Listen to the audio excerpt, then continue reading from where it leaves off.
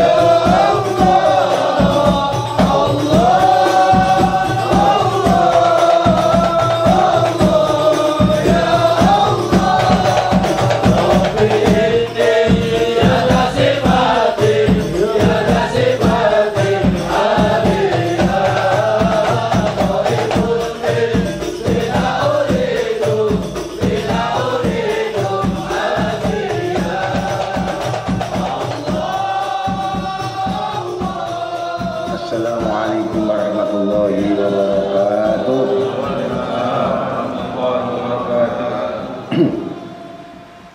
A'udzu samii'ul 'aliim minasyaitonir rajiim. Bismillahirrahmanirrahim. Innallahal karim yaqta 'alaina ma fa'ala al-anbiya wal ulama wal awliya wasyahadatus shalihin min ibadihi min ilmi wal nur yakin wal hikmah wassawab wal hidayah wa taufiq barakah wal khair wal ikhlas bil aqwal wal ahwal wan niyah ala kulli natis sholihah.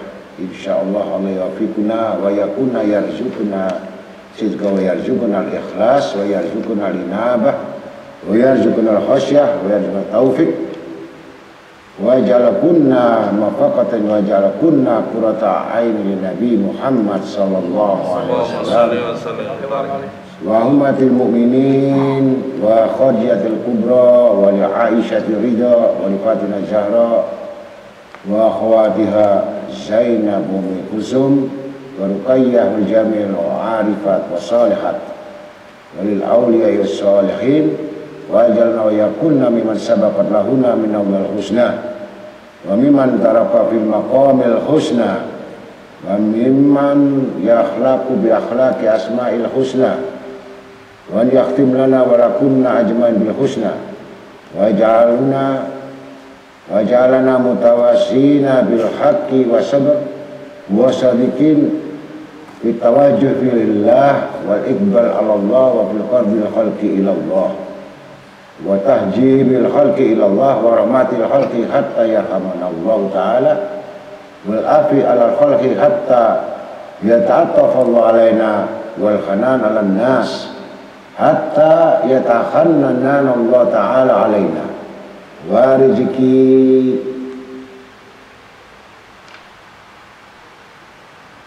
bihan nasi hatta yarfaqullah biha wal adab ma'an nas min ajli rabbin nas bi lutfin wa afiyah. As'alullah an yamla'u qulubakunna bi anwaril iman wa anwaril yakin wa anwaril taubah wa anwaril inabah wa anwaril khasyah wa anwari sidqi wa anwari tawadu wa ja'alana min alladhina sabaqat lahum min Allahil husna wa khatama lahum fiha fi afiyah wa la nawahu aslafuna salihun wa kama nawaina al-imam al-qutub al-haikali sayyidina Abdul Qadir Jailani wasinal Imam Ahmad Rifai, wasinal Imam Syafi'i, wasinal Abi Muhammad bin Ghazali bin Muhammad, wasinal Imam Syekh Ahmad Badawi, wasinal Imam Abu Hasan Asadili, wasinal Imam Junaidi Ba'adadi, wasinal Imam Sayyidina Muhajir Ilallah Ahmad bin Isa, wasinal Ali bin Alawi Khaliq Qasam, وسنة الفقيه المقدم محمد بن علي بعلوي وسنة الحبيب عبد الرحمن بن محمد السقاف صاحب الراتب وسيد علي البرس وسيد عبد الله بن أبي بكر علي إدريس وسيد أبو بكر بن سالم وأخي بن سالم وسيد الحبيب عبد الله بن علي بن محمد الحدث صاحب الراتب والشيخ الحبيب أحمد بن محمد الحبشي والشيخ الحبيب علي بن محمد بن حسين الحبشي الحبيب بن محمد الحبشي الحبيب علي بن عبد الرحمن الحبشي وأصولهم وفرهم وحبيبنا عيدروس بن عمر وسيدنا عمر بن عبد الرحمن العطاس وأولاده وجمع علي زمر وفريد وأقدار وما حواه بقول بشار وأولياء تسعة ولسهم هذا الزمن وأولياء العلمات هذا الوادي وأولياء إلا في ضمن علمه والإمام طاهر بن عمر السقاف وجميع علي نبايب أن الله يرشد لنا الشان كله يصل إلى رسل الكتب الحبيب أبو بكر محمد السقاف برسي الحبيب صالح بن مسلم الحامد الحبيب إدريس بن أبو بكر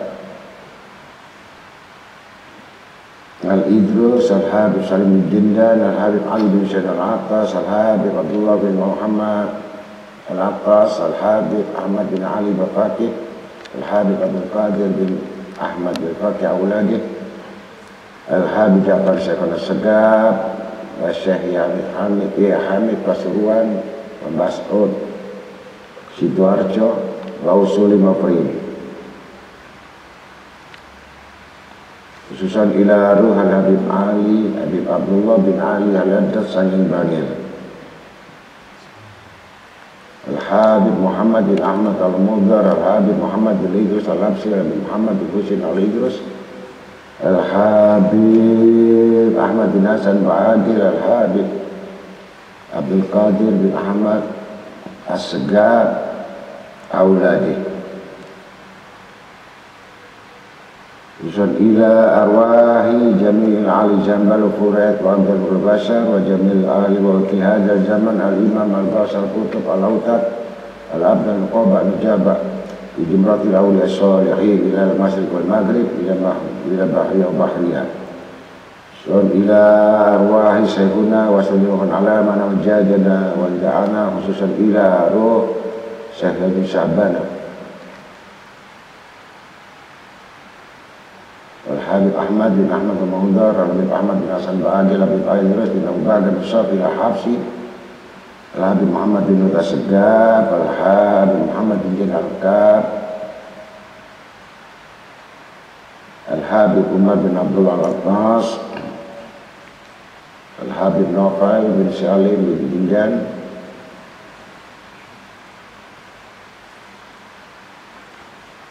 wa jamil arwai walidina walidikum wa jadadina jadikum mauladana waladikum wa ahlina wa alikum wa mawadana wa amatikum wa muslimin ajma'in hadirin al-gaibin wa jamil majlis ta'lim al-munawwar ajma'in wa mutasala bin hasabin wa nasabin wa sihrin anna Allah akhlaqana fi akhlaqihim wa niyatana niyatihim wa amalana fi amalihim wa yumduna bimadadihim wa barakatihim wa asrarihim wa ambarihim wa ulumihim wa nafa'atihim wa dunya wal akhirah wa Allah yaghfiru dhunub wa yasr uyub sahil ulamatul habibul mahbub ila khadina bil akram Muhammad sallallahu alaihi wasallam al-Fatihah Bismillahirrahmanirrahim Alhamdulillahi rabbil alamin arrahmanir rahim maliki yaumiddin iyyaka na'budu wa nasta'inu mustaqim shiratal ladzina an'amta 'alaihim ghairil maghdubi 'alaihim waladdallin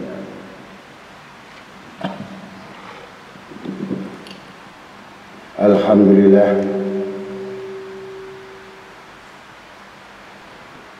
Alhamdulillah Subhanal hamdulilladzi ja'ala ta'alluqi rahiyah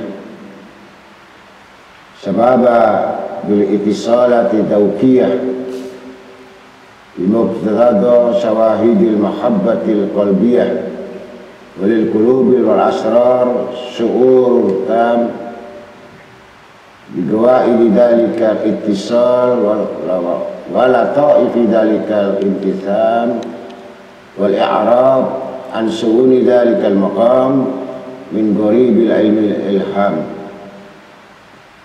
wa lisanun wallahu yaqu ila daris salam afsahat an hakikah wa kulli syai' asainahu fi imam wassalatu wassalam ala lisani sidqi bi jamil madahir wa imamil haqqi fi batinil ilmi wa dahirih as-sayyidil kamil fi dhati wa sifat al-jami' ishtati talikiyat fi jami'il isbat Sayyidi Rasulillah Muhammad Abdullah Shadiqil Amin sallallahu wasallam alaihi wa ala alihi wa sahbihi wa tabi'in amma ba'd.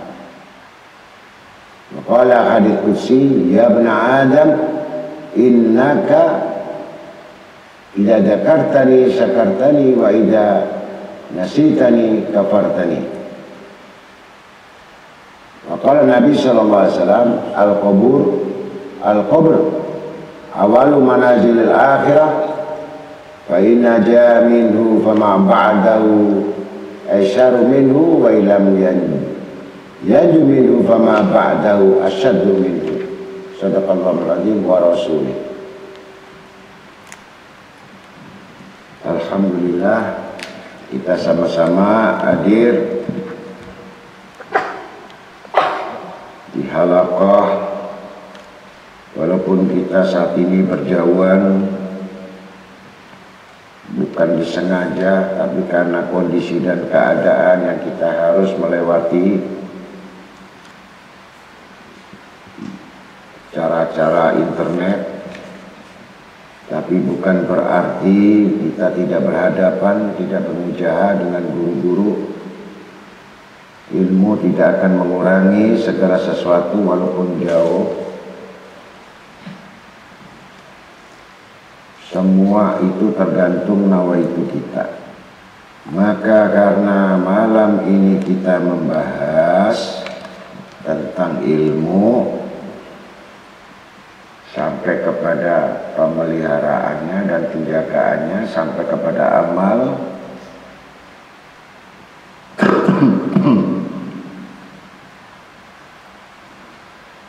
yang mana banyak disebutkan orang-orang yang menuntut ilmu itu pasti akan mendapatkan keuntungan-keuntungan yang besar. Yang pertama adalah orang-orang yang sudah mendapatkan ampunan dosa-dosa dari Allah Ta'ala, dan itu sampai kepada kedua orang tua kita, semua keluarga kita, anak famili kita yang tidak hadir, tetapi semuanya akan mendapatkan satu rahmat dari Allah Ta'ala karena saking mulianya kedudukan ilmu itu.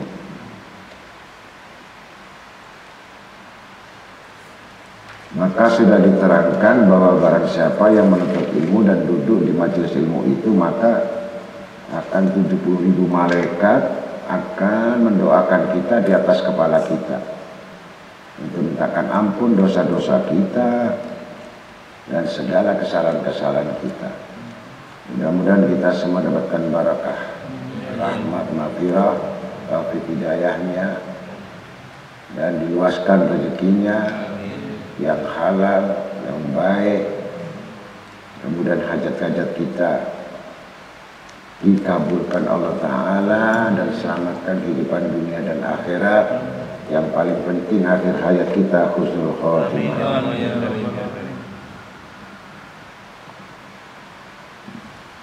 Al-Hadits Qudsi, Allah Ta'ala berfirman, ya ibn Adam, innaka idza dzakartani syakartani wa idza nasitani kafartani.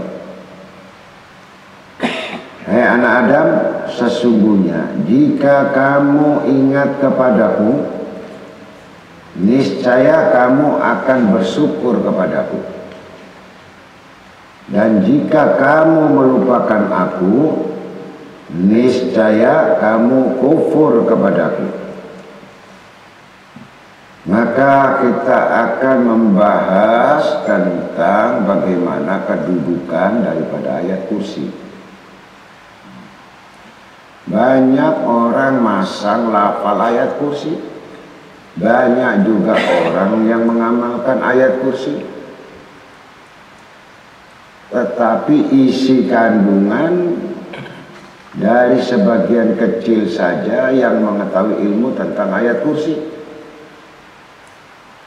Kalau orang yang baca banyak ayat kursi.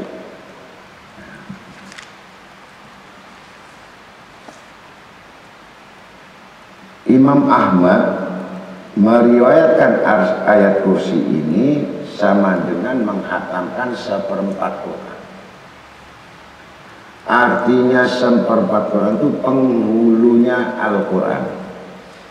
Kalau surat Ikhlas itu sepertiga Al-Quran. Jadi kalau kita baca 4 kali berarti kita sama dengan khatam Al-Quran pahalanya. Pahalanya bukan bacaannya.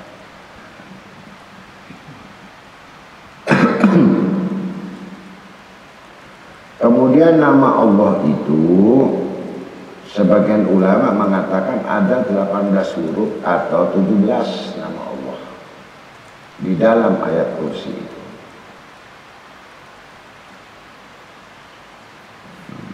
Dalam surat Al-Baqarah ayat 225 itu ayat kursi.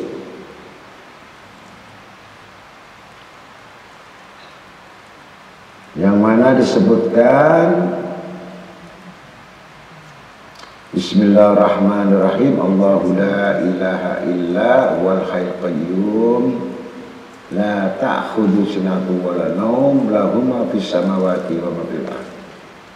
Man dzalladzi yashfa'u indahu illa bi'idhnihi ya'lamu ma baina aydihim wa ma khalfahum wa la yuhituna bi syai'in min 'ilmihi illa bima syaa' wasi'a kursiyyuhu samawati wal ardh wa la ya'uduhu hibduhuma wa huwal 'aliyyul 'azim.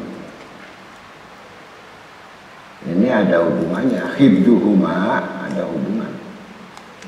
Artinya dari kalimat al-hafid, penjagaan, pemeliharaan. Jadi kalau kita dapat ilmu, kalau tidak ada penjagaannya, tidak ada perawatannya, tidak ada pemeliharaannya, tidak ada al-hafid di dalamnya, ya nggak terawat. Baca ayat kursi juga nggak terawat.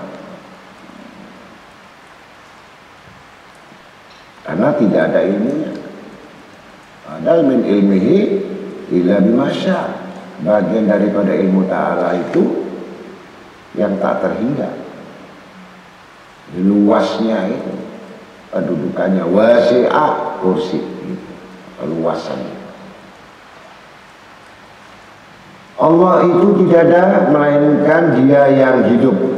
Allahu la ilaha illal hayyul qayyum.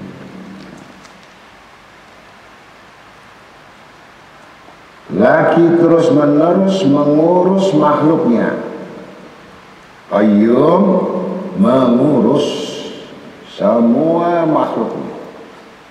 Jadi bukan manusia saja, makhluk yang hidup, binatang, semua yang punya nyawa, sekecil apapun dapat diurus. Rezekinya, hidupnya, matinya, makannya sudah.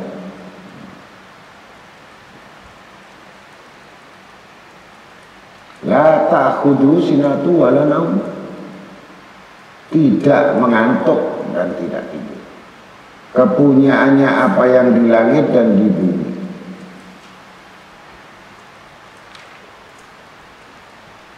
Jadi semua milik Allah, apa yang di langit dan di bumi. Lahu ma fis samawati wa ma fil ardh. Man dzalladzi yasfa'.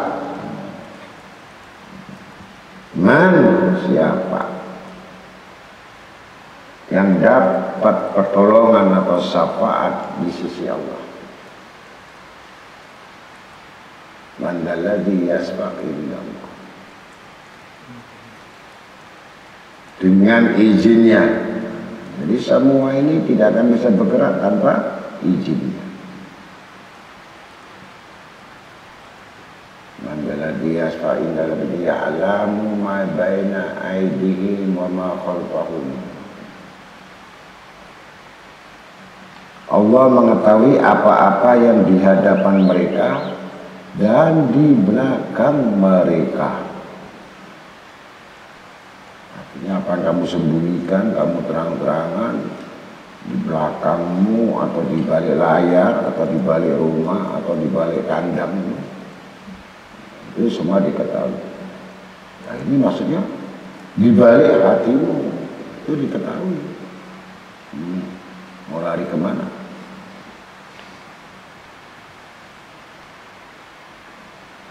Dan mereka tidak mengetahui apa-apa. Jadi manusia ini tidak tahu apa-apa, makhluknya tidak ngerti apa-apa. Kalau diawasi oleh Allah ini tidak paham. Jadi Allah itu mengawasi semuanya, gerak-gerik kita, semua proses. Min ilmihi illa bimasya, dan ilmu Allah melainkan apa yang dikehendakinya. Min ilmihi illa bimasya. Kalau ilmu mengendaki, Allah dengan ilmunya mengendaki semua apa yang dikehendakinya. Nggak boleh mati kamu mati.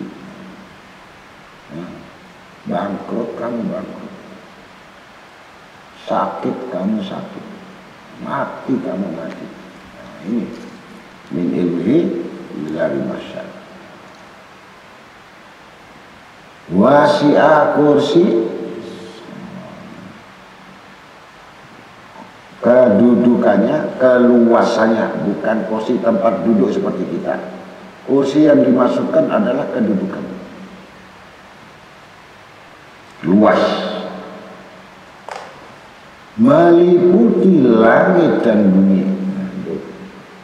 Jadi kekuasaannya, kedudukannya Allah itu semua menguasai wilayah-wilayah langit dan bumi seisinya, surga neraka yang diciptakan sampai rezeki semua. Wasi'a, luas, nggak terjangkau oleh akal manusia.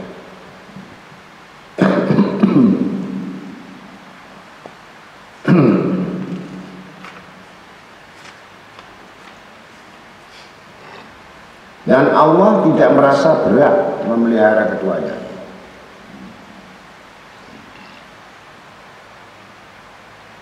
Wasi'a kursiyyuhu wala yauduhu hifdzuhuma wala yauduhu hifdzuhuma. Allah jaga kedua-duanya, langit dan bumi Allah jaga. Kalau gak dijaga, itu matahari kalau gak dijaga, kalau jalan jatuh. Kalau bulan tidak dijaga, bintang tidak dijaga jatuh, habis dunia. Beredar dengan semua dipelihara, diurus.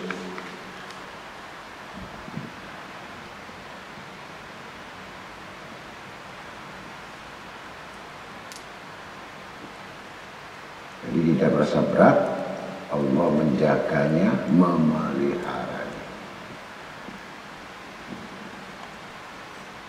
Wal aliyul azim, dan Allah maha tinggi lagi maha besar.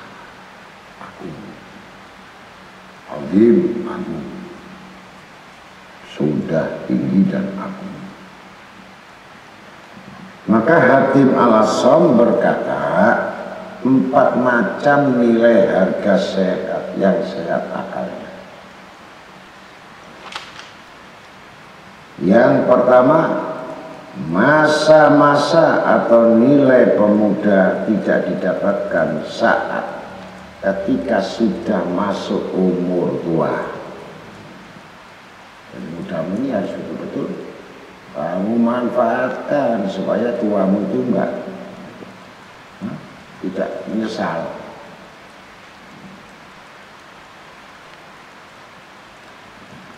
Yang kedua, manusia yang sehat bisa dirasakan bagi orang-orang yang merasa sakit. Orang sakit minta sembuh.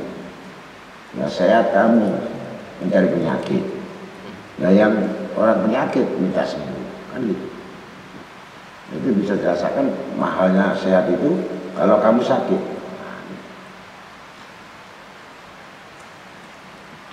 Ketika orang yang selamat bagi orang-orang yang kena bala. Jadi semua itu kena bala, kamu ternyata tidak. Kamu baru merasa ternyata kamu selamat di antara orang yang kena bala. Tuh, yang ketiga. Yang keempat, nilai hidup. Nilai hidup bagi orang yang sudah mati. Jadi orang mati itu banyak menyesal kalau tidak bawa iman. Minta dihidupkan lagi di dunia ini. Rabbana fsirna wasami'na warji'na na'mal sholihan inna mukinun. Ya Allah, setelah aku melihat, mendengar, kayak begitu kuburan siksa itu. Farji'na, kembalikan aku, agar kami bisa beramal saleh. Itu orang meninggal minta dibangkitkan untuk beramal saleh. Inna, sesungguhnya kami sudah meyakini, tapi kan sudah mati. Ini bahasanya, ayat ini adalah orang-orang yang sudah dikubur, masa hidupnya selalu rugi, tidak pernah ngambil kebaikan.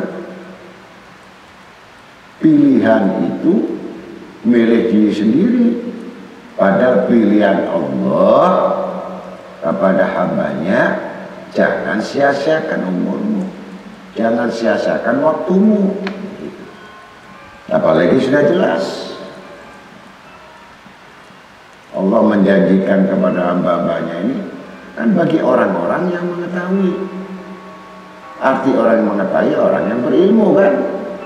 Orang yang pernah mendengar nasihat, kemudian dia mengamalkan, dia mengerti atas janjinya, baru dia ngamalkan. Nah, itu tidak diragukan lagi. Nah, ini meninggal tidak menyesal.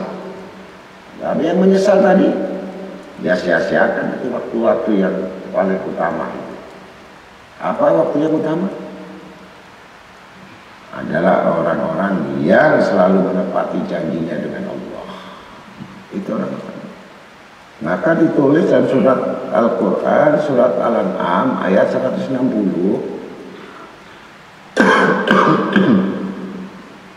Barang siapa yang datang mengerjakan kebaikan, maka baginya 10 balasan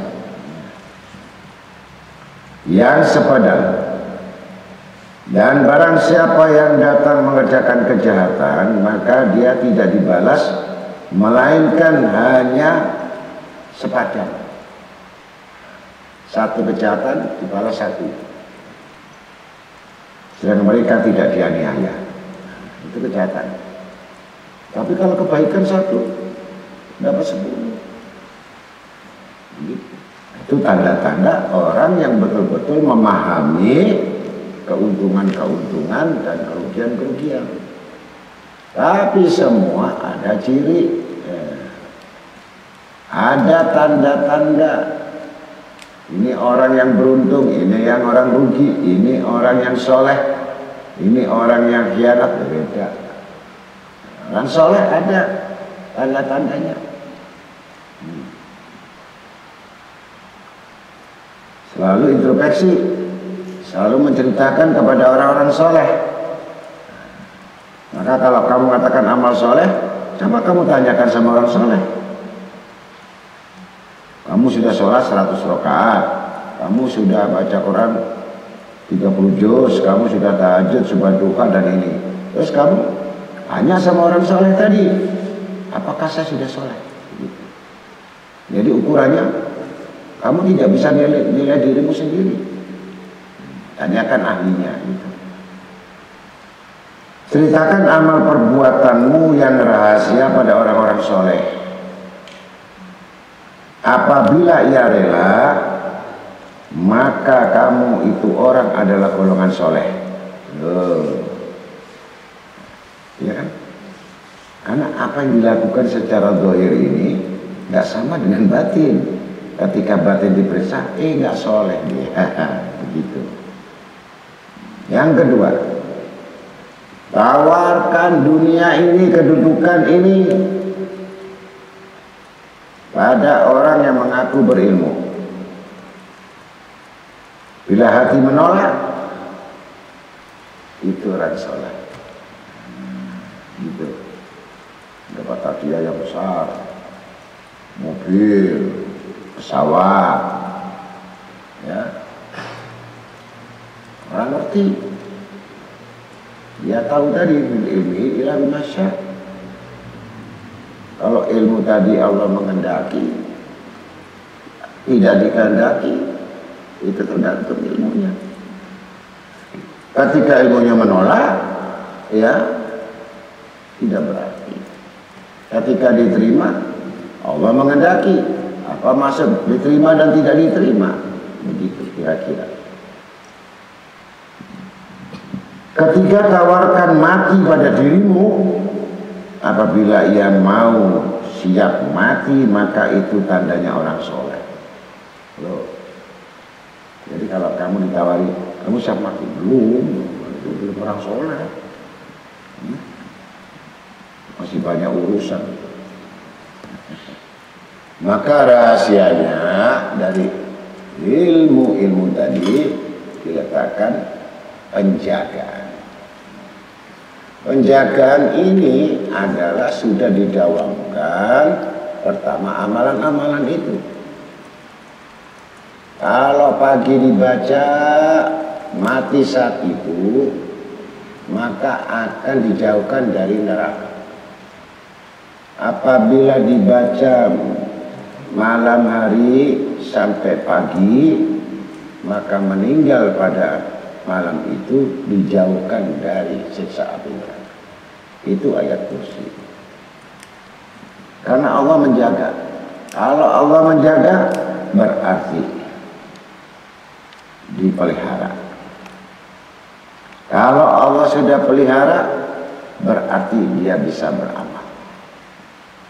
Nah, kalau mereka tidak bisa beramal, berarti dia tidak dipelihara. Nah, ada orang bisa bangun malam karena Allah pelihara. Ini kata-kata pemeliharaan. Tapi dia tidak bisa melakukan ibadah, maka Allah tidak memelihara. Berarti kalau tidak memelihara, berarti ilmu nggak ada, amal nggak ada, maka gugur dia. Kalau kamu bisa mengaji, bisa datang di majelis, Allah pelihara kamu. Nah, ini penjagaan. Kalau kamu nggak bisa datang, kamu nggak bisa hadir, dan urusanmu yang kamu urus itu semua adalah perbuatan yang sia-sia. Karena Allah tidak pelihara, kecuali dia orang sakit, kecuali dia udzur dengan segala urusan yang berhubungan dengan Allah. Yang tidak ada hubungan dengan Allah, udzur, sesuatu yang manfaat ditinggalkan, pasti dia akan mengurusi satu perbuatan yang tidak manfaat. Artinya perbuatan itu sia-sia karena tidak ada pemeliharaan. Jadi kita sadari atau tidak sadari, bukan manusia tidak menginginkan, tapi Allah tidak pelihara. Kalau kamu dipelihara, urusan bukan dekat atau jauh atau seberang lautan, Tetapi kalau Allah pelihara manusia dan menjaganya. Nah, kalau Allah pelihara berarti menjaganya. Kan begitu. Seperti Allah ciptakan langit dan bumi. Sudah diciptakan, diurusi, dipelihara, dijaga.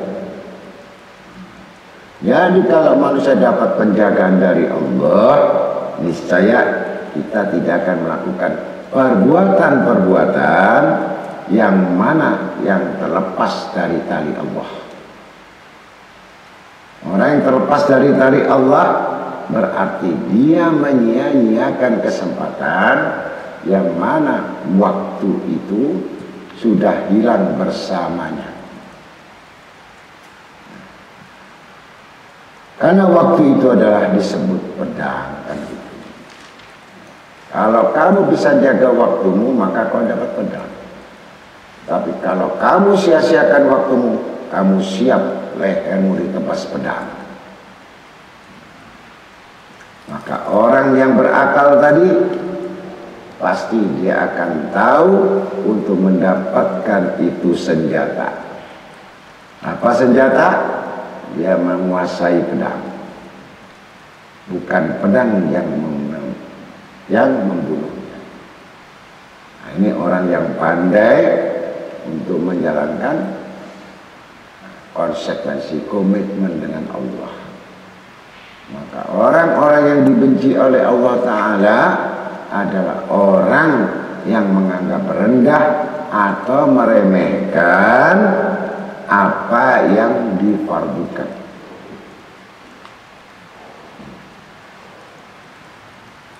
Satu contoh, kamu meninggalkan Allah atau Allah meninggalkan kamu.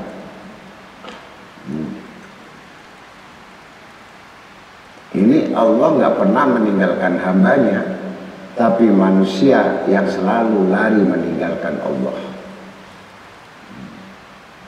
dan mencari sesuatu yang mana sesuatu itu adalah kepentingan daripada hawa nafsu.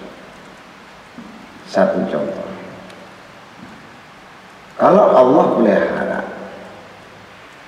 orang yang bekerja dipelihara Allah. Semua pekerjaan itu akan berkah. Ini tandanya.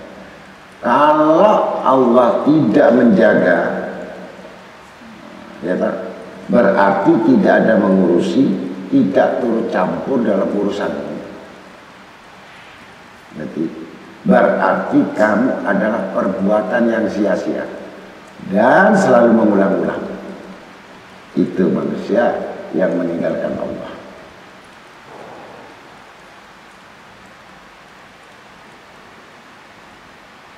Kemudian dia mengetahui bahwa pekerjaan usaha apa yang sifatnya duniawiyah ini adalah bentuk sifat wajib tapi fardu kifayah.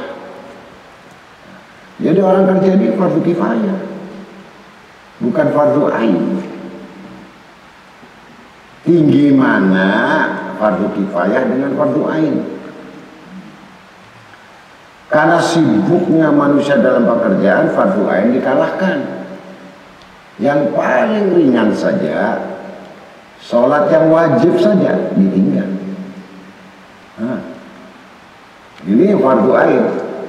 Sedangkan yang bekerja ini adalah fardu kifayah. Fardu kifayah itu seperti halnya kamu menyolati jenazah. Kamu mau sholati jenazah, mau sembahyang jenazah, boleh. Nggak kamu sholati, nggak kena sanksi. Jadi orang kerja, ya, kamu dipecat, atau kamu itu diberhentikan, atau kamu nggak bisa kerja, itu nggak dosa. Yang di PHK semua banyak. Iya kan? Karena fardu kifayah. Tapi kalau fardu ain, kamu kerja rajin atau dipecat nggak peduli. tetap kamu sholat. Itu nggak boleh ditinggal. Apalagi bicara ilmunya. Ilmunya kamu berani meninggalkan, bagaimana pekerjaanmu berkah? Paham? Ada nggak orang yang tidak mengaji, meninggalkan yang diwajibkan ini stres? Nggak ada. Tapi kalau dia dikurangi pekerjaan, dikurangi gajinya, dikurangi dibentak sama pimpinannya, stres, bahkan nangis sampai 5 jam. Aneh atau tidak? Tapi kalau dia dapat kemarahan dari Allah, bahkan dia sudah di PHK dengan Allah, kenapa dia tidak nangis? Kenapa dia tidak menyesal?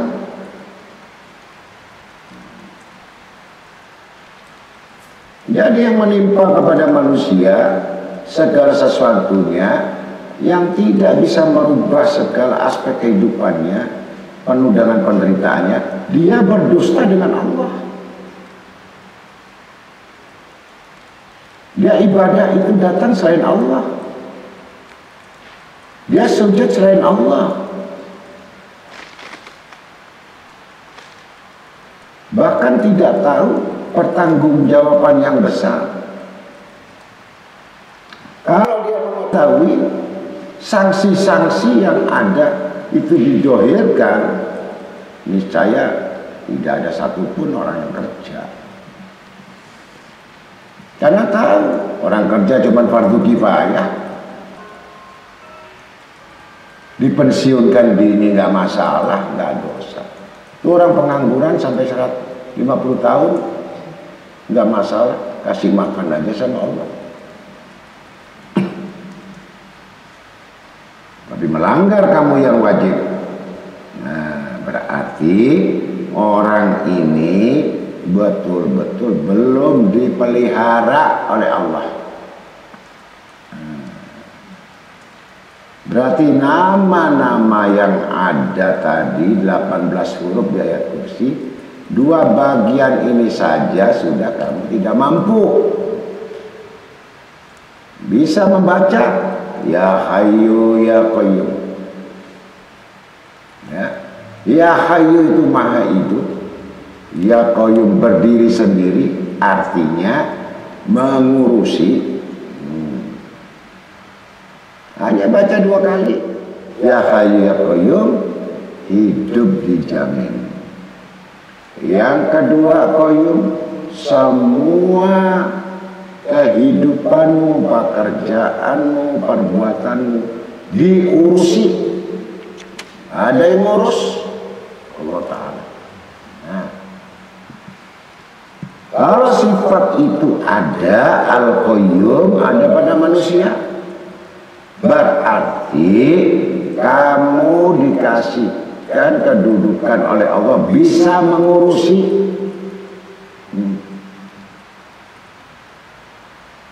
Dari tingkatan yang kecil, skala tengah, skala besar, dari RT kampung sampai negara. Nah, tergantung dari kedudukan apa yang diamalkan.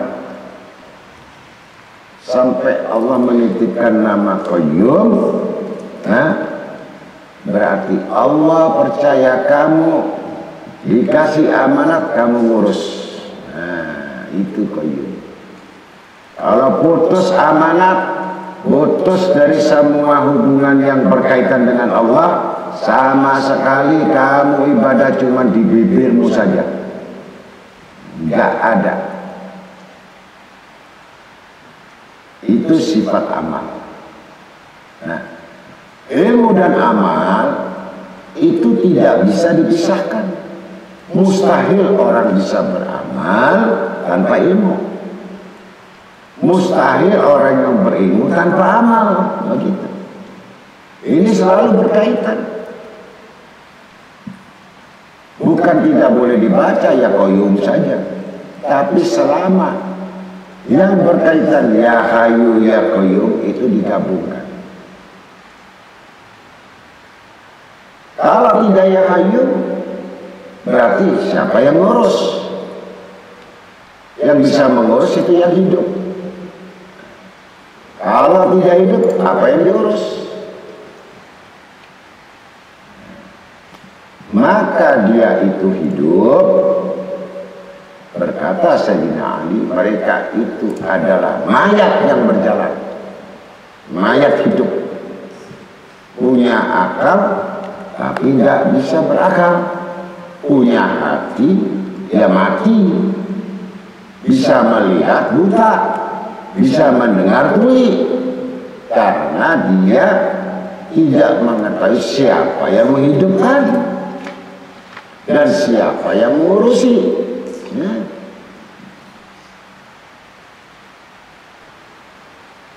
Maka ya hayyu itu adalah nama Allah yang maha hidup, berarti yang maha hidup itu jelas yang menghidupi.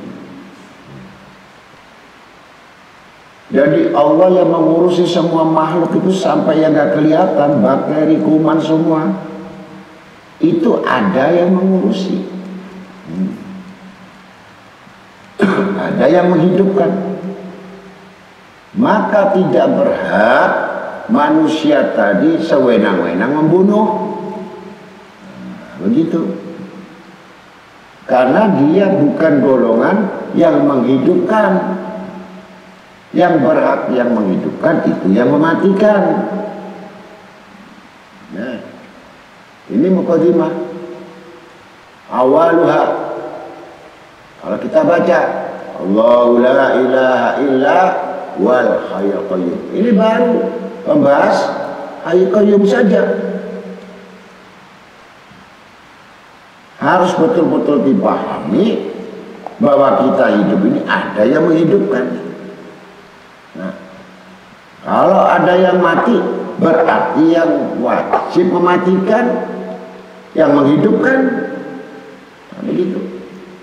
Jadi bukan sewenang-wenang orang-orang itu mematikan pekerjaan orang, matikan rezekinya orang, ya, matikan dengan kehidupan orang. Ini dia sudah sombong, ngambil haknya orang, ya. Harusnya ini proyek kamu diambil sama mereka, dolim. Harusnya kita punya, diambil sama mereka. Berarti Allah tidak kuasa. Nah, itu tergelincirnya manusia, karena tidak tahu siapa yang menghidupi. Nah, kalau yang menghidupi berarti ada yang beri rezeki, ya. Ada yang memutuskan segala sesuatu tentang ketetapannya. Maka orang beriman tadi harus yakin dan percaya qada, ketetapan dan qadar yang telah ditakdirkan. Kalau tidak, bukan orang beriman, tidak percaya qada qadar. Jadi kalau orang selalu mengeluh tentang rezeki, dia itu orang yang menuduh Allah. Berarti Allah itu nggak kuasa. Allah itu bukan yang maha hidup. Sama sekali dia menyebut Allah, tetapi dia tidak percaya Allah. Begitu. Apalagi ditingkatkan lagi antara hayyu, kemudian orang-orang tarekah, orang-orang tarekat itu mengatakan, orang-orang sufi, hayyun dan hayyu, hayyun ada huruf, ada tomatun. Hayyun sifat Allah hayyu, nama dititipkan sama hamba yang soleh itu hayyun, hidup. Nah, ya, rumah tangganya hidup, ilmunya hidup, ibadahnya hidup, ya, rezekinya hidup, ucapannya hidup, nah, semua hidup. Yang nggak hidup ini berarti mati. Apa mati? Mati kehidupannya, mati rezekinya, mati akalnya, mati hatinya, mati pandangannya. Orang mati sebelum mati.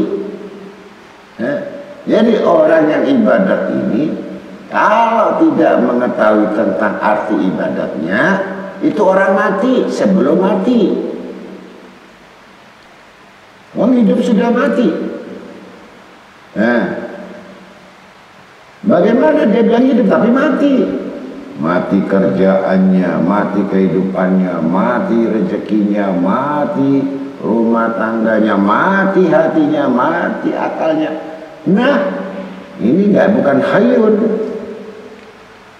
Ini dia baca saja ya Hayyu ya Qayyum. Sampai dalam satu tarekat bacanya 100.000. Ya Hayyu ya Qayyum, ya Hayyu ya Qayyum, 100.000. Hanya untuk apa? Menghidupkan hati, untuk menghidupkan akal, untuk menghidupkan rezekinya, untuk menghidupkan kemampuannya.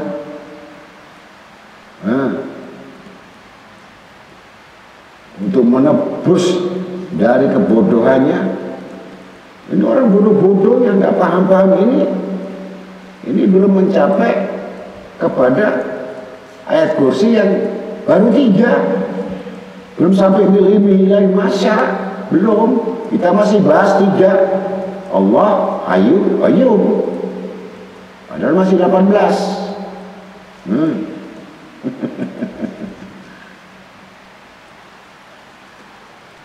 Ini merasa hidup semaunya sendiri, mengerjakan yang tidak manfaat.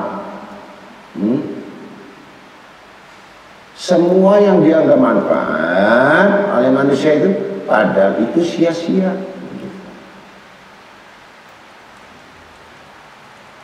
Condong fardu kifayah atau fardu ain, itu taruhannya.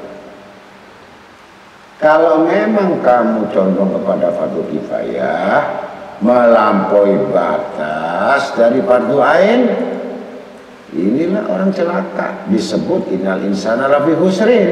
Ini manusia rugi. Dan apa yang dihimpun, apa yang dikumpulkan, apa yang semua dikerjakan, itu hanya kalimat kata-kata numpuk, padahal itu sedikit. Dan kamu memperoleh sedikit aja dari bagian dunia ini. Kemudian aku jadikan semua dalam hitungan hisab. Yang ketiga bisa jadi bahan bakar api nerakamu. Kalau itu kandungan haram.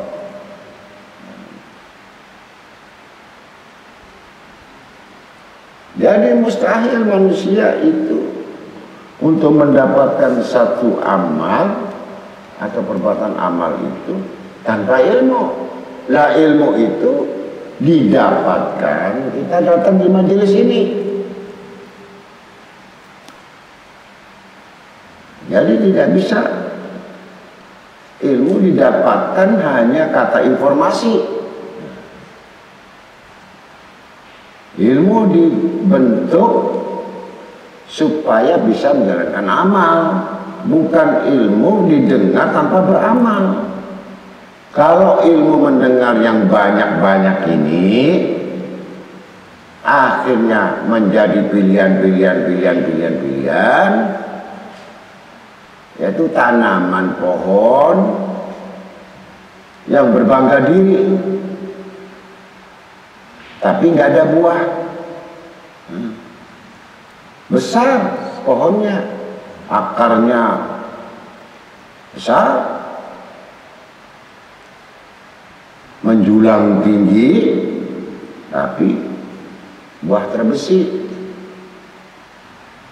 beringin, nggak ada buahnya.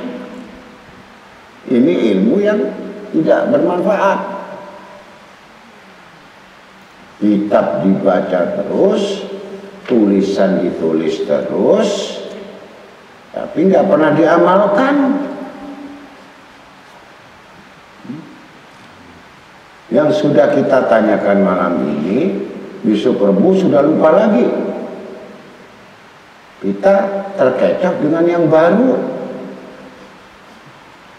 Yang lama mana? Tertipu. Ingat itu. Apa yang lama itu? Kemudian yang lama itu digabungkan dengan yang baru. Kan begitu. Bukan yang lama ditinggal, baru yang diungkap. Ini orang bodoh. Tutup buku yang satu, jilid satu habis. Jilid dua dimulai, yang satu hilang bersama angin. Jadi nggak nyambung antara dari satu ayat ke ayat, nggak nyambung. Harusnya nyambung dari kitab Toharo, dari zikir, kemudian dari sholat, kemudian dari sunnah, ini nyambung. Semua ini berkaitan. Contohnya Al-Quran tadi. Kenapa ayat kursi 2/4? Kemudian Al-Falaq, An-Nas juga 1/4. Kemudian ayat surat Ikhlas 1/3. Al-Fatihah itu Ummul Quran. Nah, ini ada bagian-bagian, tapi bukan berarti mengambil satu yang paling gampang. Misalkan surat Ikhlas lebih baik, 1/3 itu 3 kali saya baca.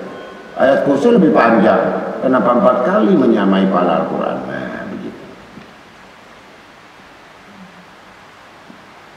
Jadi inilah kedudukan ilmu dan amal, sehingga manusia tahu bagaimana cara menempatkan, sehingga kita bukan orang tolol, orang bahlul, bodoh di dalam segi ilmu, mengambil itu hanya bentuk syarat. Yang kuat di sini di akalnya fardu kifayah dunia melulu.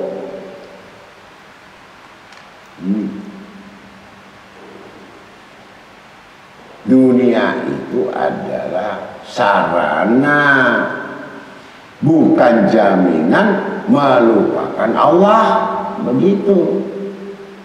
Seburuk-buruk manusia yang menuntut dunia, diperalat dunia. Tuh.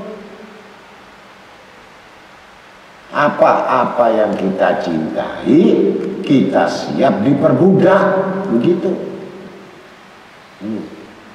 Kalau kamu cinta sesuatu, ya kamu harus siap jadi budaknya. Kalau kamu mencintai tidak mencintai, ya kamu gak mungkin mau jadi budak. Kamu ikut pimpinan perusahaan ini, pimpinanmu zalim, kamu melawan dipecat, gak melawan sakit hati. Kalau kamu bertahan, aku yang bayar kamu. Ya kamu harus ikut aturan saya. Sepandai-pandai bawahan, sehebat-hebat bawahan, dia belum bisa bayar dirinya sendiri, perusahaan yang bayar. Itu akhir zaman, nanti banyak pemimpin-pemimpin yang dolim itu. Gak kerja salah, kerja terpaksa, karena saya butuh penghasilan. Kalau kamu pengen jadi raja, ya kamu bikin perusahaan sendiri. Mau masuk kantor kek, mau enggak, kamu yang punya. Gitu. Ini orang yang punya akal. Pandai, pintar, nggak berguna kalau kamu masih punya atasan. Betul? Sama dengan tadi. Kembalinya ke pokok persoalan masalah, Allah itu maha hidup, raja, menghidupkan manusia, mau nggak mau manusia ini harus wajib jadi budak, begitu. Kemudian Allah lagi menerangkan dalam ayat yang lain, sesungguhnya manusia itu suka membantah. Loh, sudah. Kebanyakan manusia itu suka membantah. Ini yang bikin masalah, yang bikin musibah.